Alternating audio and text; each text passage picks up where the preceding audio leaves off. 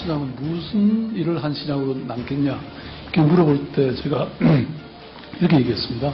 아무것도 기억이 안 남는 시장으로 하겠다. 상식과 합리성에 기초한 시정을 저는 본 궤도에 올려놓는 것이 굉장히 중요하다고 생각하고요.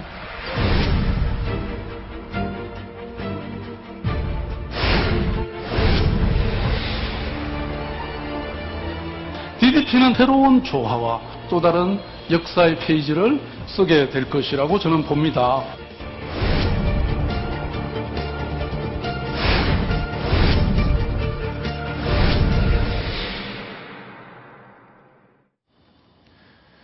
전임자가 계획했던 일들을 그대로 비판했던 박원순 서울시장. 이제는 전임자가 덮었던 일들까지 다 꺼집어내서 다시 한번 시도하고 있다, 이런 얘기들이 나오고 있는데, 오늘 광화문 광장을 공원으로 만드는 사업 얘기가 또다시 서울시에서 흘러나오고 있습니다. 어떤 이야기인지 조수진 차장과 함께 자세히 알아보겠습니다. 조 차장. 네.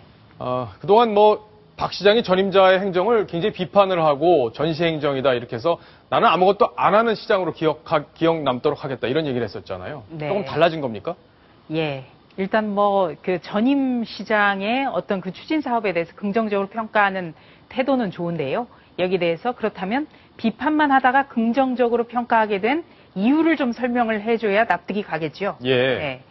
이번에는 이 광화문 광장을 더 넓히는 방안을 추진하는 얘기가 지금 서울시에서 나오고 있습니다. 광화문 광장이요? 네. 자, 지금 화면에 광화문 광장 지금 현재의 모습입니다. 지금 현재 차들이 이렇게 이동을 하고 있는 모습인데, 광화문 광장은 지금 이렇게 된 부분, 바로 이 부분이죠. 여기 지금 천막이 쳐져 있는 것도 지금 보이시는데, 이 부분을 더 넓히는 건가요? 그렇습니다. 예. 바로 이 박원순 서울시장 쪽이 지금 검토하는 안은요. 예. 네, 지금 보이고 계신 광화문 광장을 예, 이 빨간 부분이 광화문 광장이죠. 그렇습니다. 예. 이 세종문화회관 그리고 정부 서울청사까지 넓히는 방안입니다. 아, 네. 그렇군요. 그러면 이렇게 넓혀진다. 넓어지는 거죠. 자, 그럼 이쪽에 있는 차도는 어떻게 되나요? 네, 그렇다면 이제 그 오른쪽에 있는 차도를 쌍방향으로 조정을 하겠다는 거죠.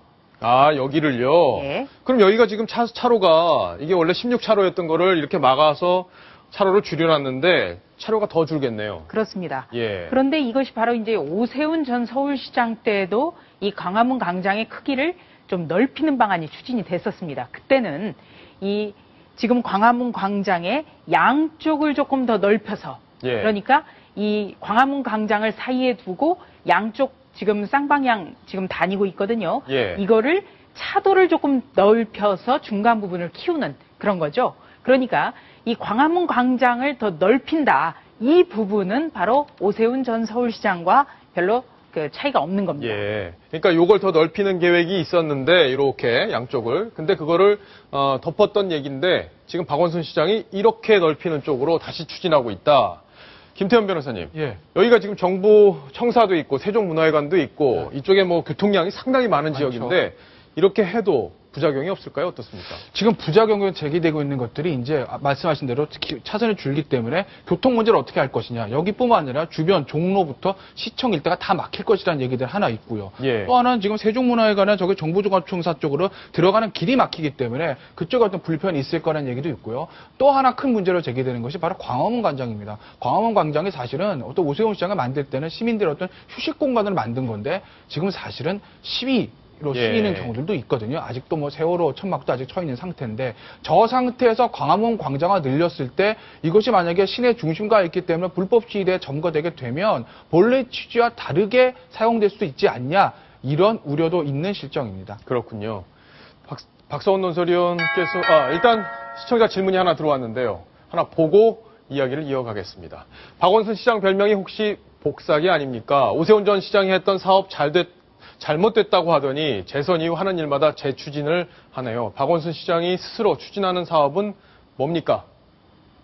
저도 좀 궁금한데요. 김태현 변호사께서 답을 좀 주시죠. 저도 사실 잘 모르겠습니다. 죄송하면 잘 모르겠는데 우리가 한번 이렇게 생각해 봐야 될 것 같아요. 박원순 시장이 애초에 오세훈 시장 다음에 이제 보궐선거가 됐을 때 박원순 시장 내관 정책이 A, B, O입니다. A? 이게 뭐냐면 예전에 부시 대통령이 당선된 다음에 A, B, C라고 그랬거든요. 애니싱 반 클린턴. 클린턴 안 한 건 내가 다 하겠다. anything but 클린턴. 그런 의미에서 anything but 오세훈이었습니다. 오세훈이 한 건 다 안 한다.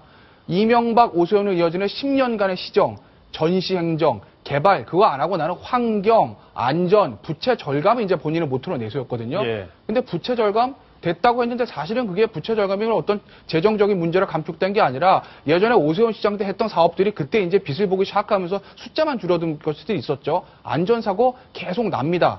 환경 그렇게 달라진 거 없습니다. 그러다 보니까 박원순 시장이 작년에 서울시장 재선할 때쯤에 슬그머니 조금씩 바꾸죠. 그때 세빛중둥섬 처음에 안 한다고 그랬다가 아까 화면 나왔듯이 다시 재개장하죠. 개발 안 한다고 했는데 말씀하신 한전부지부터 코엑스 그다음에 저기 뭐 강남의료원 장실종합운동장까지 개발하겠다는 개발 계획을 발표합니다. 예. 그리고 나서 지금 다시 저 광장 얘기도 나오는 것인데 박원순 시장의 가장 큰 문제는 메시지의 일관성이 없다는 것이죠. 예. 본인이 서울시를 어떻게 이끌고 나갈 것인지 어떤 어젠다를 던지고 어떤 메시지를 줄 것인지 일관성 있고 거기에 대해서 정책을 집행하고 비판을 받아야 하고 칭찬도 받아야 되는데 그게 아니라 왔다 갔다 하기 때문에 과연 박원순 시장이 서울시를 어떤 형태로 끌고 나가겠느냐에 대해서 시민들이 의아해하는 것입니다. 예. 박성훈 논설위원. 네. 박원순 시장이 뭐 빚을 많이 7조 원을 감축했다 이런 부분은 뭐 평가할 수 있는 부분이기도 할 텐데 지금 본인이 좀 조바심을 내는 건 아닌가 하는 시각들이 있습니다. 이제 과거에 난 아무것도 안 하겠다. 그랬다가 이제 난 뭔가 보여줘야겠다. 뭔가를 의식한 건가요? 이건 어떻습니까? 그렇습니다.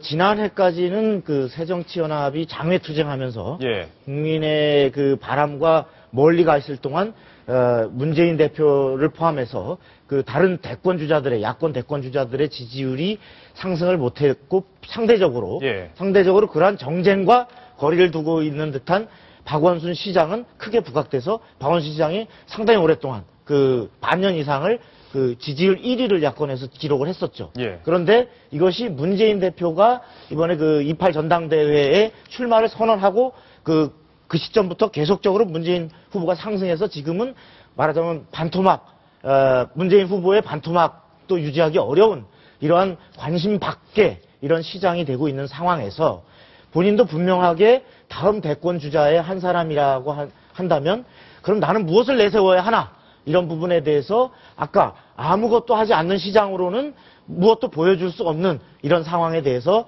비록 전임 시장의 플랜이지만 동대문 디자인 플라자라든지 아까 세빛 둥둥섬 그다음에 광화문 광장은 이것이 정말 오히려 마이너스가 될지 아주 상당한 부작용을 초래할지도 모르지만 뭔가의 변화된 모습을 보여주겠다라는 이러한 조바심의 발로가 아닐까 싶습니다. 예. 조수진 차장이 보기에는 어떻습니까? 예, 아무래도 이제 박원순 서울시장이 좀 이 대선을 목표로 해서 조바심을 내지 않는가 그런 좀 안타까움이 드는데요. 바로 이명박 전 대통령이 서울시장 시절에 이 버스 중앙 차선 문제라든지 또 청계천 사업 이거를 굉장히 높이 평가받으면서 대통령이 된 전례가 있습니다. 그런데 박원순 서울시장 저는 작년에 5월 5일 어린이날 즈음에 이 박 시장이 시내버스 일부를 타요버스라고 하죠. 타요버스를 선보이면서 이렇게 골목마다 버스 지나다닐 때마다 저부터가 한 번씩 웃을 수 있는 그런 여유를 줘서 야 역시 박 시장이 이 돈을 잘 들이지 않고도 우리 서울 시민에게 기쁨을 선사할 수 있는 아마 이런 분은 박 시장밖에 없는 것 같다 이런 생각도 해봤습니다.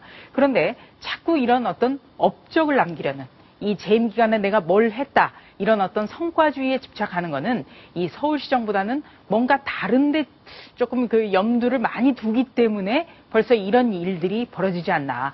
박원순 서울시장 계속 얘기하고 있습니다. 나의 목표 이 성공한 서울시장으로서 충실히 전념하겠다 이렇게 얘기를 했는데요.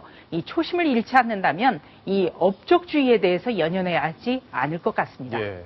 서울시장으로서 여러 가지 업적을 보이는 것, 그것도 아마 서울 시민들이 바라는 것 중에 하나인데, 일관된 모습, 그리고 일관된 메시지가 필요하지 않느냐, 이런 지적들이 나오고 있는 이유가 아닐까 싶습니다. 자, 이 광화문 광장 확장 사업, 이거에 대해서 서울시는 어떤 입장을 갖고 있는지 저희가 또 직접 한번 서울시의 목소리를 들어봤습니다.